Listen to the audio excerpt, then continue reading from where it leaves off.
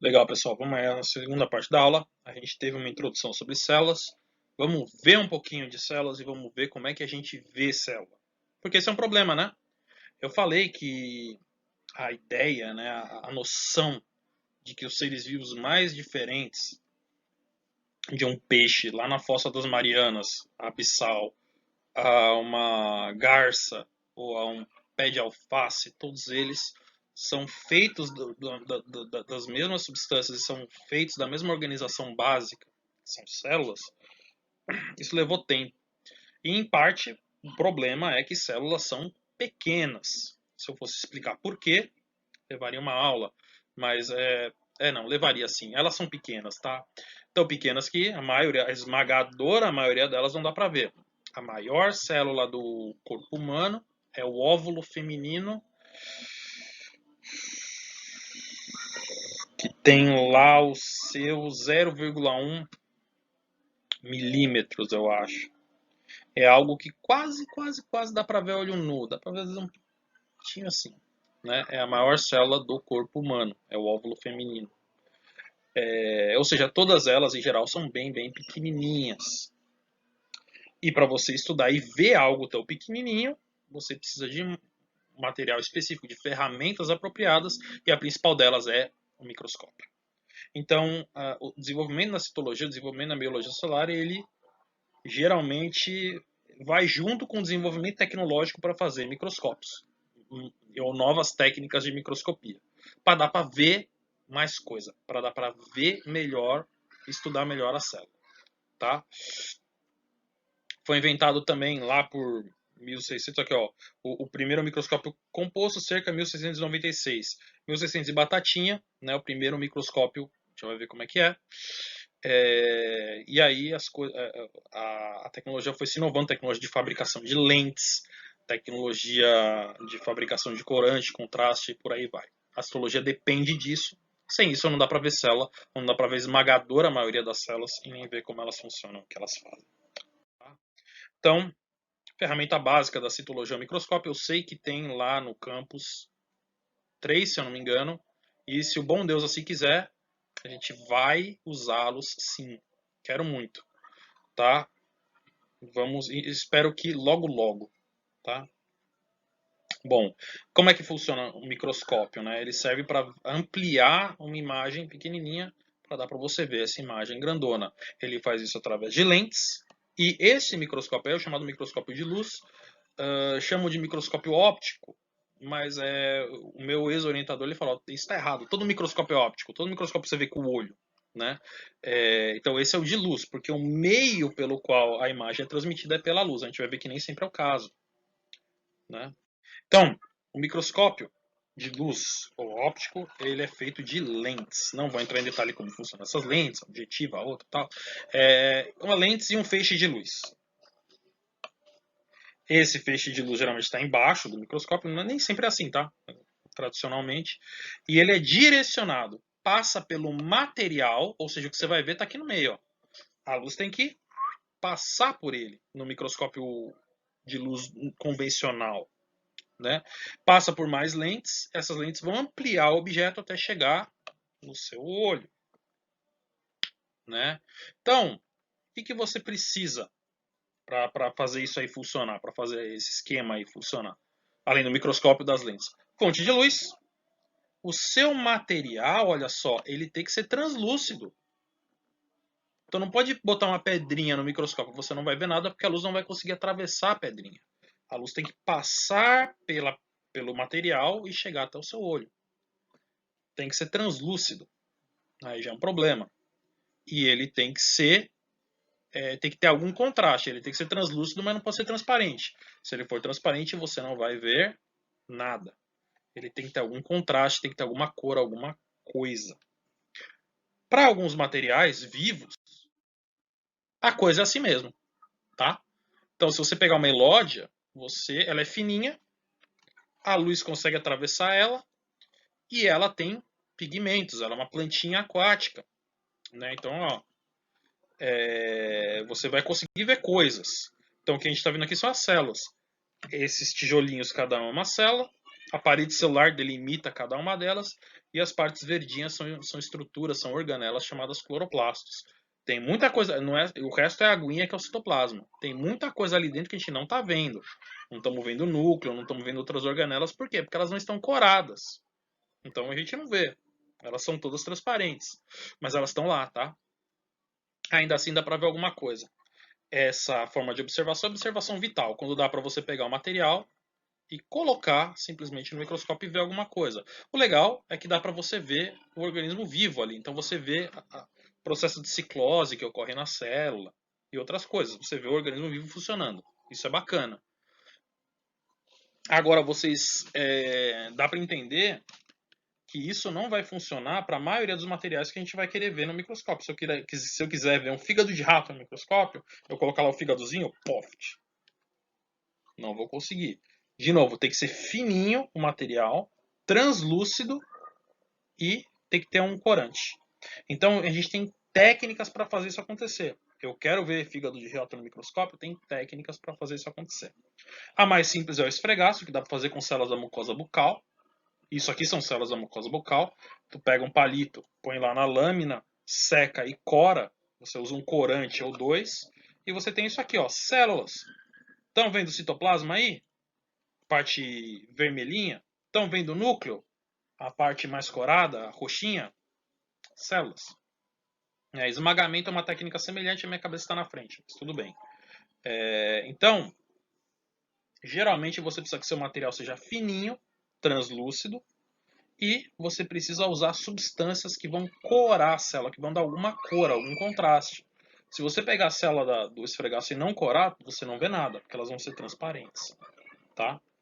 Então, a maioria das formas de observação no microscópio passam por esses pontos. Você tem que corar e você tem que tornar o seu material fininho, translúcido, para que a luz vindo de baixo consiga passar por ele, chegar nos seus olhos lá e você que está olhando no microscópio.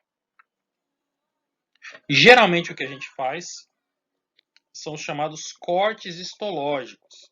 Então, voltando para o nosso fígado de rato. Quero ver um fígado de rato no microscópio. O fígado de rato é um negocinho grande e ele não é translúcido. Não dá para você colocar embaixo do microscópio ali como tá e ver coisas. Você vai precisar tratar esse fígado de rato por vários passos subsequentes.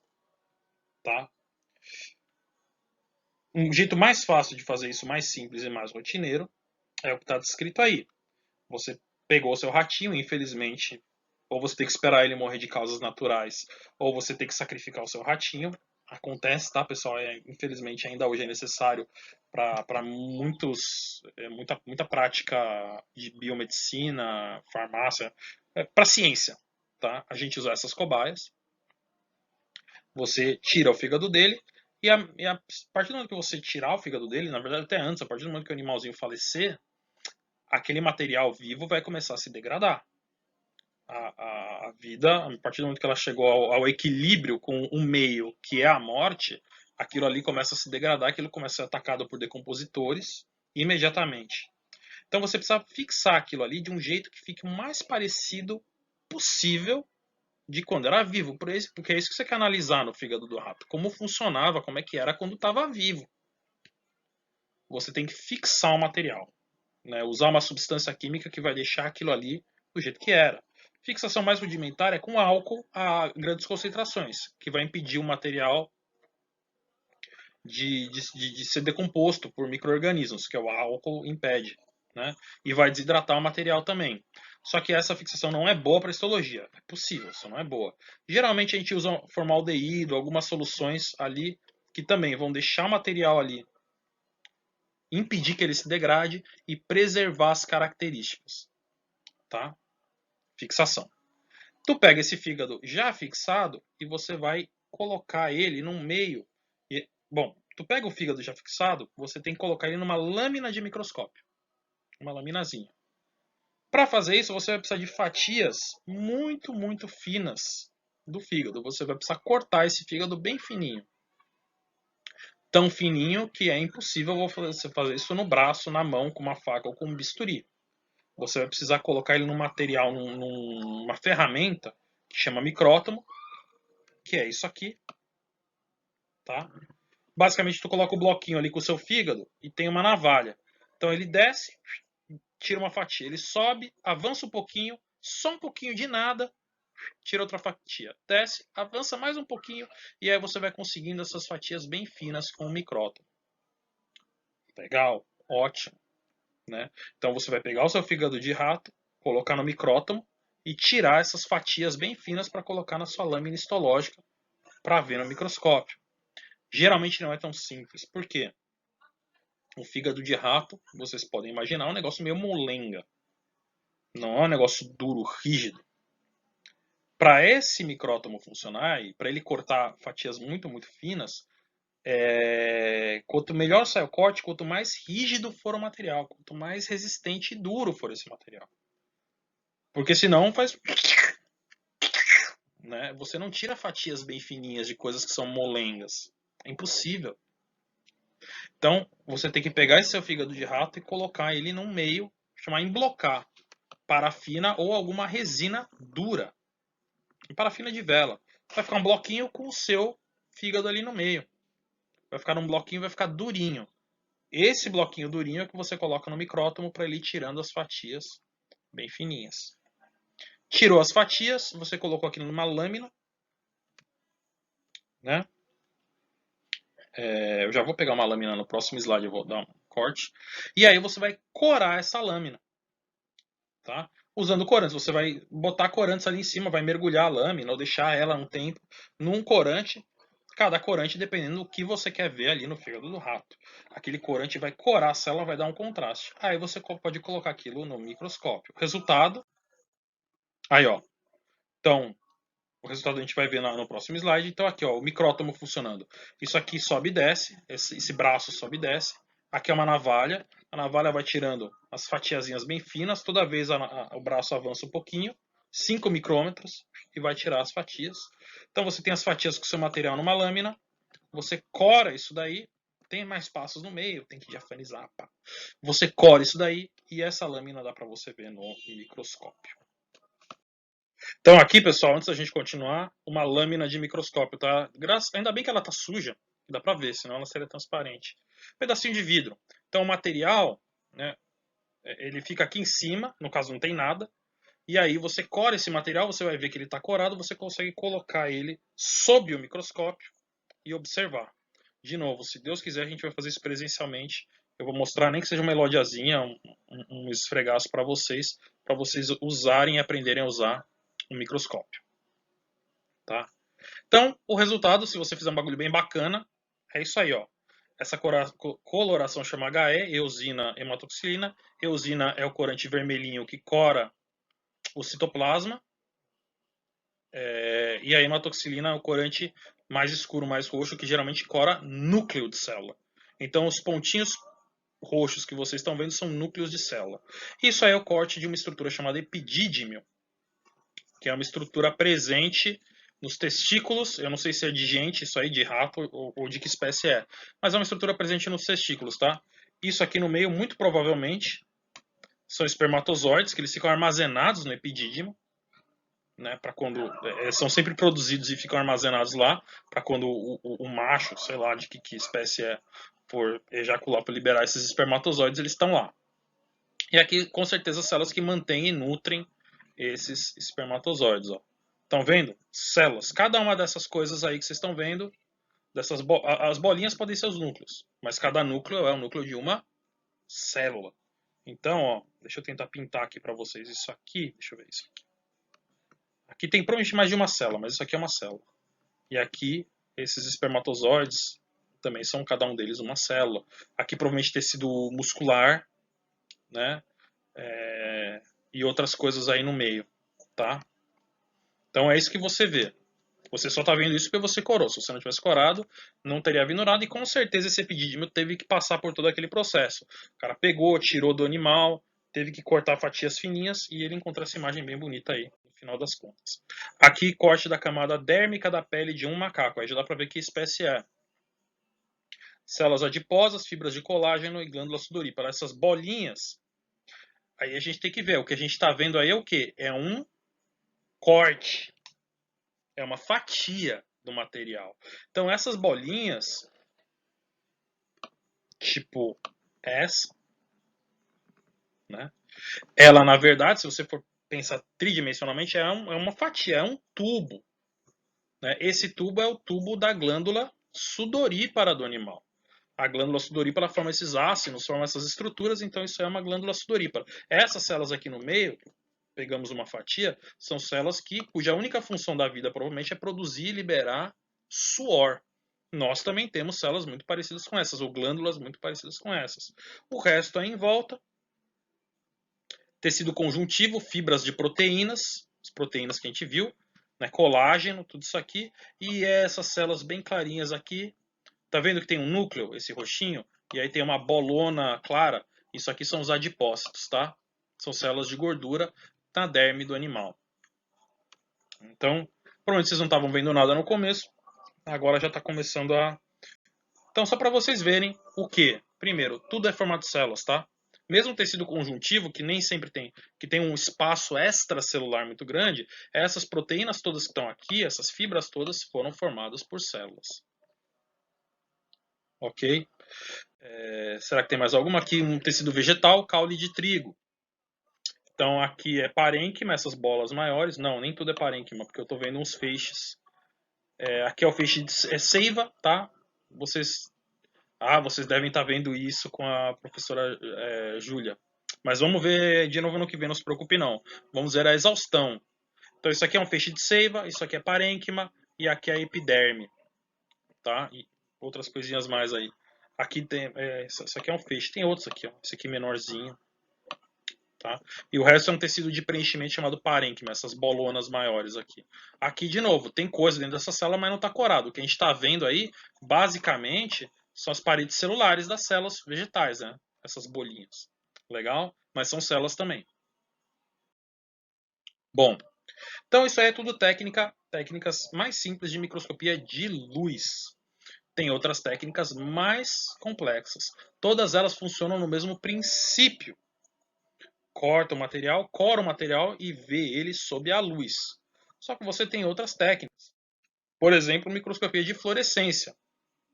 Aí, em vez de você usar um corante colorido, como aquele que a gente viu no corte do epidídimo, rosinha, roxinho, você usa um corante que é fluorescente ou biofluorescente. Esse corante vai marcar diferencialmente as células e vai ficar fluorescente. Então vai brilhar, vai ter essas imagens bonitas. Essas células vermelhinhas aí, parece que tem raízes, são neurônios. Isso aqui provavelmente um tronco informação, um tronco nervoso, ou ou encéfalo, eu não vou saber dizer nessa imagem só, ou encéfalo se desenvolvendo, ou um nervo mesmo, ou a medula espinhal de um camundongo. E aí você vê a célula vermelhinha ramificada são os neurônios. As células verdes são outros tipos de células que foram coradas com outros corantes. O cara usou um corante aí de um jeito, não vou explicar hoje porque não vem ao caso, ele usou um corante de um jeito que esse corante só vai corar neurônio. E aí ele conseguiu ver os neurônios, a ramificação aí dos neurônios. Imagem muito legal, né? Aqui outra imagem de fluorescência, a mesma coisa. O cara usou um corante 2, né, fluorescentes. O vermelho ele é um corante que cora fibras de proteína do citoesqueleto. Esses fiozinhos aí, que vocês estão vendo, são fiozinhos de uma estrutura chamada citoesqueleto. Né? O verdinho é outro corante, não vou entrar no mérito do verdinho hoje. Mas o vermelhinho, então, é um corante que só vai grudar nessas fibras e aí dá para você ver nessas células o citoesqueleto, o esqueleto como fosse, vamos falar disso mais para frente, dessas células. Chamado citoesqueleto, essas fibras de proteína que sustentam a célula, auxiliam no movimento dela e outras coisinhas mais. Também imagens muito legais, né? Muito bonita essa imagem. Aí mais citoesqueleto, de novo, o vermelhinho são as fibras do citoesqueleto. Nessa aí a diferença é que o azulzinho são os núcleos. O azulzinho é um corante fluorescente que foi usado para corar o núcleo. De novo a mesma coisa, porque essas imagens são legais, né? Os fiozinhos do citoesqueleto, o azul, o núcleo. Corantes diferentes, dá para você ver coisas diferentes. Beleza. Esses aí são os microscópios de luz, é um feixe de luz. Às vezes é a fluorescência, às vezes é um laser, tem microscópio confocal, que é um feixe de laser, enfim. Mas é luz, é ondas eletromagnéticas. Em 1950, eles começaram a fabricar os primeiros microscópios eletrônicos. Por que eletrônico? Ah, porque eletrônico é tecnologia. Também, né? Mas é porque eles trabalham não com feixe de elétrons, com feixe de luz. Porque eles trabalham não com feixe de luz, com feixe de elétrons. Ah, então o feixe que atinge o material não é um feixe de luz, é um feixe de elétrons. Ele manda elétrons, é como fosse luz, mas em vez de ser onda eletromagnética, são elétrons. Isso permite, por razões físicas, é uma limitação da própria física, ele permite um aumento muito maior. Tá? Eu não vou explicar agora, mas são razões físicas. Os principais tipos de microscópio eletrônico que tem é o de transmissão e o de varredura. O de transmissão e o de varredura. Vamos falar de cada um na sua vez, tá? Mas os dois trabalham com feixes de elétrons atingindo o material. E a ideia é a mesma, tá, pessoal? Você coloca o material ali no meio. No caso, esse aqui é o microscópio eletrônico de transmissão. O feixe de elétrons vai atravessar o material, você vai ter ímãs que vão focalizar esses elétrons no material e você vai ter uma placa, um ecrã, que vai transformar esse feixe de elétrons numa imagem que você vai conseguir ver, né? Você vai ter substâncias para corar o material, onde os elétrons vão passar, onde não vão passar. Tudo é mais complicado, mas o princípio é o mesmo. A única diferença é que não é luz, é que são elétrons. E isso vai te dar um aumento muito maior. Esse é o microscópio eletrônico de transmissão. Por que transmissão? Porque os elétrons são transmitidos, eles passam através do material e incidem aqui no ecrã. Legal. Então você tem que pegar uma fatia bem fina do material que você quer. Se você quiser uma fatia, um fígado de rato, você tem que pegar uma fatia bem fina mesmo do fígado de rato, tratar ele com algumas substâncias que vão agir como se fossem corantes, não dá para falar corante porque não tem cor, mas que vão agir ali obstruindo o feixe de elétrons, e aí você vai ter a imagem no final, uma imagem como essa. Imagem linda, né? Quem fez essa imagem? Maravilhosa. Isso aí, meus queridos, é uma célula de um túbulo de Malpighi de um inseto. É a estrutura excretora do inseto. Então a célula é tudo isso aqui e essa bolona grande no meio é o núcleo. E ali no meio dá para você ver várias organelas espalhadas, várias estruturas, microvilosidades aqui, como se fosse um cabelinho na parte de cima da célula. Tem reentrâncias aqui na parte de baixo. Então, perceba, pela primeira vez a gente está vendo organelas, estamos vendo estruturas de forma muito mais nítida, com um aumento muito maior. Microscopia eletrônica de transmissão. Todas as imagens de microscopia eletrônica são preto e branco. Algumas vocês vão ver coloridas, é porque foi colorizada artificialmente. Tá? Aqui outra, um aumento maior, né? Dá para você ver, ó, um bando de grânulos e coisas que tem no citoplasma, algumas organelas. Vocês não estão entendendo? Tudo bem, a gente vai entender no futuro. E aqui o núcleo da célula. Tá? Ou seja, aqui já dá para ver com um aumento muito maior. Isso aqui é uma mitocôndria, um tipo de organela. Nunca que dá para você ver isso numa microscopia de luz. Só microscopia eletrônica. Um aumento maior ainda, os ribossomos aqui, né, o retículo endoplasmático, vocês não vão entender nada disso. Então, organelas, tá? E aqui de novo a mitocôndria, um aumento muito maior. Você vê esses grânulos aqui, né? Ribossomos provavelmente, tá? Que nunca você vai conseguir ver com microscopia de luz no citoplasma da célula. Aqui tecido muscular, né? Você vê uma organização bem bacana, né? A gente vai entender isso no futuro. Mais microscopia eletrônica de varredura, então aqui o núcleo de uma célula, né? E aqui a organela, isso aqui é o retículo endoplasmático, a gente vai ver isso. E a microscopia eletrônica de varredura. Varredura por quê? Porque ela varre. É um feixe de elétrons que como escaneia o material e aí os elétrons incidem no material, escaneiam e são capturados por um detector que vai, a partir dos elétrons que chegam, montar uma imagem. O que é legal dessa forma de microscopia? Microscopia tridimensional. Dá para formar imagens tridimensional. Vocês talvez já tenham visto imagens muito legais. Aqui só um exemplo, né, uma imagem de microscopia eletrônica de varredura. O que vocês estão vendo aí? Muita coisa, tá? Então, o maior que aparece, que vai chegando perto, é um crustáceozinho, um microcrustáceo. né, que fica no plâncton marinho. É um camarãozinho, como fosse bem pequenininho esse microcrustáceo. Isso aí que parece o olho do microcrustáceo, parece uma bala, um drops, é uma alga unicelular, é uma diatomácea. Tá vendo? Parece um drops, parece uma pastilha, uma pílula, uma aspirina. É uma alga unicelular, uma diatomácea. E em cima da alga da diatomácea parece que tem um cocôzinho. Esse cocôzinho é uma bactéria. Então é legal que dá para você ver a diferença de tamanho para as coisas. O camarãozinho é um ser, é um animalzinho microscópico. O camarãozinho já não dá para ver olho nu, tá? Em cima do camarãozinho tem um ser unicelular, que é uma diatomácea, uma alga, um ser eucarionte, e em cima da alga uma bactéria, que é um ser procarionte. Olha quão menor ele é. Preste atenção aí na escala. Outras imagens de microscopia eletrônica de varredura, tardígrados, animaizinhos super simpáticos. Isso aqui é colorido artificialmente, como eu falei. Os chamados ursinhos da água, animais que vivem em água doce, muito bonitinhos, microscópicos, não dá para ver esses caras a olho nu, apesar de serem animais. Né? Tem uma animação? Isso é uma animação, não é microscopia não, tá pessoal? É só CG mesmo. Mas são organismos bem simpáticos. Grão de pólen também são organismos, são estruturas microscópicas. Muitas vezes os botânicos eles conseguem identificar a espécie só pelo grão de pólen. Eles veem o estilo do grão de pólen, esse pólen veio de uma planta de feijão, ou de um lírio, ou de uma margarida. Né? Eles conseguem, eu não tenho essa. Não sou especializado em botânica, mas é óbvio ver que diferentes grãos de pólen têm uma estrutura bem diferente. Então é meio lógico que cada espécie vai ter a sua estrutura própria, ou cada grupo de plantas. Né? Uma aranha, os olhinhos da aranha, isso é colorido artificialmente, né? É branco e preto a imagem. Então as perninhas com esses pelinhos, super simpática. E os 1, 2, 3, 4, 5, 6, 7, 8 olhos da aranha. Que animalzinho bonito. E aqui uma mariposa ou borboleta, o olho composto da mariposa e a probóscide, que ela estica para tirar néctar das plantas.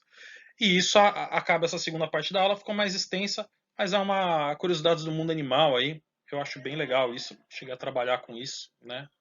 E essas imagens eu acho elas algumas maravilhosas, tá? Tudo bem, pessoal? Então, espero que a gente tenha já tido um momento legal no Meet. Espero que vocês façam a atividade. Em caso de dúvida, não hesitem em entrar em contato, tá? Falem comigo. Professor, não estou entendendo isso, não estou entendendo aquilo. Eu não estou tão. Eu estou carregado. É muita coisa para fazer fim de ano. Mas não estou tanto quanto os meus colegas que eu estou no desespero ainda. Tá? Posso atender vocês, pessoal. Eu sei que semana passada foi difícil, é um conteúdo difícil. Esse eu dei uma aliviada. Espero que tenha sido um alívio. Vou mandar uma apostila para vocês também um pouco aliviada. Tá? É isso, mas não hesitem em entrar em contato, tá, pessoal? Espero que vocês aproveitem a semana, fiquem bem, tá bom? Até mais.